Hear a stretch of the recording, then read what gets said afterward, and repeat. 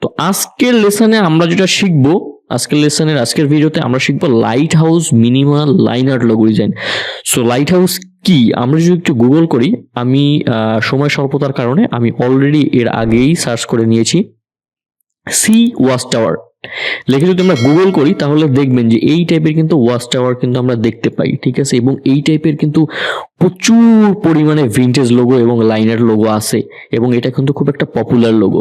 So এটা কিভাবে easily করতে হয় এবং এটার কনসেপ্টটা কিভাবে বিল্ড আপ করতে হয় সেটাই কিন্তু আমরা আজকের যে আমাদের যে ভিডিওটা সেই ভিডিওটা ঠিক আমরা শিখে ফেলবো। তো সেক্ষেত্রে আমি যেটা সাজেস্ট করবো যে এই টাইপের যেগুলো একটু নিচের দিকটা একটু মোটা এবং উপরের দিকটা এরকমের সুন্দর, মানে এই টাইপের ওয়াচ টাওয়ার আমি প্রেফার করবো। ওকে, তো আমি এই যে ইমেজটা সেই ইমেজটাকে কপি করে আমাদের আর্টবোর্ডে অ্যাজ এ ইন্সপিরেশন হিসেবে আমরা নিয়ে নিলাম। ওকে, এবং এটাকে Ctrl+2 দিয়ে আমরা লক করে দিই। তো অ্যাজ ইউজুয়াল আমরা ফার্স্টে কি করি, আমরা কনসেপ্ট জেনারেট করি। সো কনসেপ্ট কিন্তু আমরা এইটা থেকেই নিব, দেন আমরা কি করবো ফন্ট সিলেক্ট করবো। সো আগে আমরা মাস্কট লোগো নিয়ে কাজ করছি, ঠিক আছে, আমরা গেমিং লোগো নিয়ে সেখানে অনেক হেভি ফন্ট কিন্তু আমরা ইউজ করছি, কিন্তু এখন থেকে আমরা খুবই মিনিমাল ফন্টের দিকে কিন্তু আমরা চলে যাব। সেক্ষেত্রে আমরা এখানে ফন্ট সিলেক্ট করব। এখানে আমরা কিন্তু লোগোর নামটা এখনো সিলেক্ট করি নাই, সেক্ষেত্রে কিন্তু আমরা ফন্টের একটা সুন্দর দেখে একটা নাম আগে থেকেই সিলেক্ট করে রাখি, সেক্ষেত্রে কিন্তু আমাদের ভালো হবে এবং আমরা অনেকটা আগায় যাব। সেক্ষেত্রে আমরা কিন্তু ফন্টের নামটা খুবই সিম্পলি লাইট হাউস রাখতে পারি। ওকে, Ctrl+C দিয়ে আমি এটাকে এখানে রেখে দিই এবং এটাকে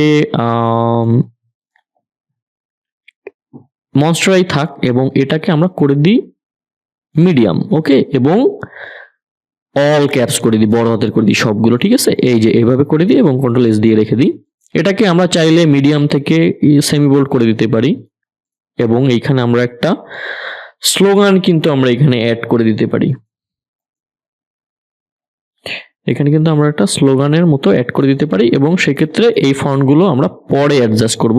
আগে আমরা যেটা করব সেটা হলো ফন্ট সিলেক্ট করে ফেললাম, দেন আমরা কালার সিলেক্ট করে ফেলবো। ওকে, তো কালার আমরা মোটামুটি এখানে ব্ল্যাকই রাখবো এবং এর সাথে জাস্ট আমরা ইয়েলোটা অ্যাড করে দেবো। ওকে, আমরা এটার ব্যাকগ্রাউন্ডে আমরা একটা সূর্য দেওয়ার ট্রাই করব এবং সেখানে আমরা কিন্তু যে সূর্যটা সেটা কিন্তু আমরা এখানে দেওয়ার চেষ্টা করবো এবং সেটা হবে ইয়েলো।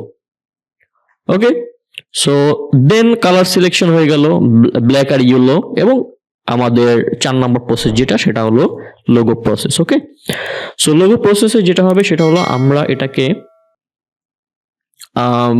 আমাদের যে এখানের যে ইমেজটা আছে এটাকে আমরা লাইন আর্টে কনভার্ট করে ফেলবো। ওকে, তো আমরা চলে আসি একেবারে নিচ থেকে শুরু করি। এখানে আমরা এরকম একটা রেক্ট্যাঙ্গেল নিব এবং রেক্ট্যাঙ্গেলটাকে আমরা করে দিব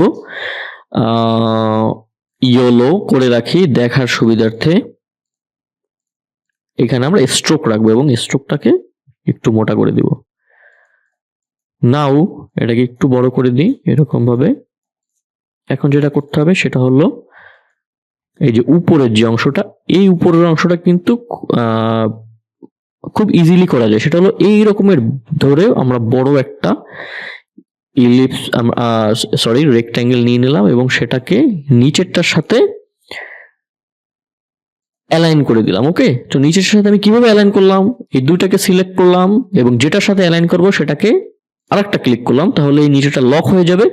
তাহলে কিন্তু আমরা উপরেরটার সাথে খুব সুন্দরভাবে অ্যালাইন করে দিতে পারছি। ওকে, নাও এই যে উপরের অংশটাকে সিলেক্ট করে আমরা চলে যাব ফ্রি ট্রান্সফর্ম টুলে এবং এখানে আমরা যেটা করব পার্সপেক্টিভ ডিস্টর্ট যেটা আছে এটাকে ক্লিক করে এই যে অংশটা আছে, এই যে দেখেন এই অ্যাঙ্করের কাছে নিয়ে আসলে কিন্তু আমাদের এই যে আইকনটা চেঞ্জ হয়ে যাচ্ছে এবং এইখানে কি করতে হবে, এই অংশটাকে ধরে আমাদের যতটুকু প্রয়োজন এতটুকু প্রয়োজন এই যে এখানে কিন্তু আমরা এরকম ভাবে নিয়ে আসতে পারি। দেখেন আমাদের কিন্তু অলরেডি একটা ওয়াচ টাওয়ারের কিন্তু ফিল এখানে চলে আসছে এবং আমরা চাইলে আমাদের যে নিচের যে রেক্ট্যাঙ্গেলটা আছে এটাকে আরেকটু মোটা এবং আরেকটু বড় করে দিতে পারি, এই যে এরকমের। এবং দুটারই যাতে আমাদের এই যে স্ট্রোকের যে পরিমাণ সেটা যেন ঠিক থাকে। ওকে, তো এই পর্যন্ত আমরা আমাদের হয়ে গেল।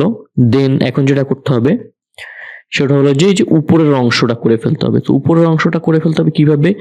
আবার আমরা কিন্তু এরকম একটা রেক্ট্যাঙ্গেল নিব একেবারে এই যে নিচের লাইনটা, এই লাইন বরাবর, এবং নিচেরটার সাথে, নিচের এই অবজেক্টের সাথে আমরা করে দিব মিডল অ্যালাইন। এই যে মিডল অ্যালাইন করে দিলাম। নাও আমাদের এখন যেটা করতে হবে সেটা হলো যে আবার আমরা চলে যাব কিন্তু ফ্রি ট্রান্সফর্ম টুলে, এবং এখানে আমরা কি করতে হবে, পার্সপেক্টিভ ডিস্টর্টে গিয়ে এইটাকে ধরে একেবারে এই পর্যন্ত নিয়ে আসতে হবে, যেখানে আমাদের এই যে নিচের মেইন যে অবজেক্ট ছিল সেই অবজেক্ট শেষ হয়েছে। ওকে, আবার আমরা উপরে চলে যাই। উপরে আবার আমরা এরকম একটা, এবং এটা একটু চিকুন হবে, এরকম একটা চিকুন হবে, এরকম একটা চিকুন আমরা একটা রেক্ট্যাঙ্গেল নিয়ে নিলাম, এবং এই রেক্ট্যাঙ্গেলটা কি করতে হবে, এই রেক্ট্যাঙ্গেলটাকে ফ্রি ট্রান্সফর্মে পার্সপেক্টিভ ডিস্টর্টে গিয়ে এটাকে এই যে উপরের দিকে, মানে এই যে উল্টার দিকে ছোট করে দিতে হবে। ঠিক আছে, নাও আমাদের যে এই যে উপরের যে অংশটুকু, আমরা কিন্তু এটাকে একটা কনসেপ্ট হিসেবে নিছি। যে এইরকমের করতে হবে এমন কোনো কথা নেই। আমরা কিন্তু চাইলে চেঞ্জ করতে পারি, আমরা চাইলে ছোট বড় করতে পারি, সেক্ষেত্রে আমাদের কিন্তু কোনো বাধা নিষেধ নাই। তো এখন যেটা করতে হবে, এখন আমাদের এই যে অংশটা, এই অংশটাকে ক্রিয়েট করে ফেলতে হবে। সেক্ষেত্রে আমরা এরকম একটা লাইন নিয়ে নিই এখানে, এবং এটাকে কপি করে কন্ট্রোল ডি, 1 2 3 4, তাহলে আমাদের কি হলো, আমাদের 6টা হয়ে গেল এখানে। তো এটাকে গ্রুপ করে এই নিচের অংশটার সাথে মিডল অ্যালাইন করে দিই, এবং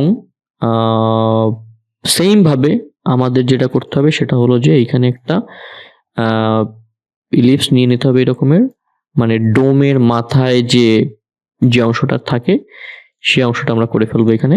এটাকে নিচে নামায় নিয়ে আসি, এবং আমরা এইখানে কিন্তু এরকম একটা লাইন নিয়ে নেব, এই যে এরকম একটা লাইন নিয়ে নেব। এবং এখন যেটা খুব ইন্টারেস্টিং একটা জিনিস সেটা হলো যে একটু ছোট করে দিই, এবং এটাকে আর একটু বড় করে দিই, এই যে আর একটু বড় করে দিই, এবং এটাকে আমরা আমাদের সেম যে যে স্ট্রোক আছে সেই স্ট্রোক করে দেব। দেখি যে মিডল লাইন আছে কিনা। ওকে ফাইন, মিডল লাইন করে দিলাম। নাও উপরে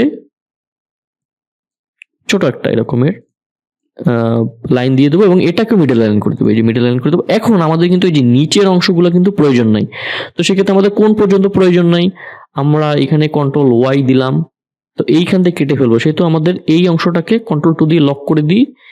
এইখানে আমরা একটা অ্যাড অ্যাঙ্কর নিব, এইখানে একটা অ্যাড অ্যাঙ্কর নিব, এবং এইখানে একটা অ্যাড অ্যাঙ্কর নেব, এবং এই নিচের এই পার্টগুলোকে ডিরেক্ট সিলেকশন দিয়ে ধরে ডিলিট করে দিব।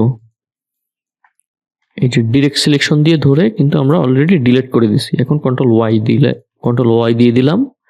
এই যে দেখেন আমাদের কিন্তু পুরো অংশটাই কিন্তু হয়ে গেছে। চাইলে আমরা এটাকে ডিলিট করে দিতে পারি, আমরা আনলক করে এইটাকে ডিলিট করে দিতে পারি। ডিলিট করে দিয়ে এই অংশটাকে কিন্তু এরকম ভাবে মিলাই দিতে পারি, এই যে। ওকে, তো আমাদের এই পর্যন্ত শেষ। এখন যেটা করতে হবে সেটা হলো যে আমাদের এর ভিতরের যে বিভিন্ন অংশ আছে সেই অংশগুলো কিন্তু আমাদের বানিয়ে ফেলতে হবে। তো এইখানে কিন্তু দেখবেন যে ওয়াচ টাওয়ারের ভিতরে এরকম ফাঁকা ফাঁকা থাকে, এটাতে নাই। তো আমরা নিজেরাই বানিয়ে ফেলবো। তো সেক্ষেত্রে আমাদের যেটা করতে হবে সেটা হলো এরকম একটা রেক্ট্যাঙ্গেল নিব, এবং সের উপরের অংশটুকু আমরা ডিরেক্ট সিলেকশন দিয়ে ধরে এরকমের ছোট করে দিব, মানে এরকমের রাউন্ড করে দিব। ওকে, এবং এটাকে মিডল লাইন করে ছোট করে দিই, আরো এরকমের ছোট করে দিই। সরি, এটাকে আমরা ঠিক করে এখন ছোট করি, নাও রাউন্ড করে দিই। এটাকে ধরে 1টা 2টা, সো আমরা 2টা দিয়ে দিলাম, এবং এই 3টাকে ধরে আমরা এই 3টা রেক্ট্যাঙ্গেলকে ধরে আমরা গ্রুপ করে দিই। ওকে, নাও আমাদের এখন যেটা করতে হবে, পুরো অংশটাকে ধরে আমরা গ্রুপ করে ফেলাম, এবং এটাকে আমরা সাইডে নিয়ে আসি। ঠিক আছে, তো আই থিঙ্ক আপনারা এই পর্যন্ত বুঝতে পারছেন এবং আমার মনে হয় না যে এইখানে কোনো প্রবলেম আপনাদের আছে। সো আমরা যেটা করব নেক্সট ক্লাসে আমরা এটাকে ২ টা ভার্সন করব। একটা থাকবে লাইন এবং আরেকটা থাকবে কালারফুল। ওকে? সো আজকে পর্যন্তই, দেখা হচ্ছে নেক্সট ক্লাসে। আল্লাহ হাফেজ।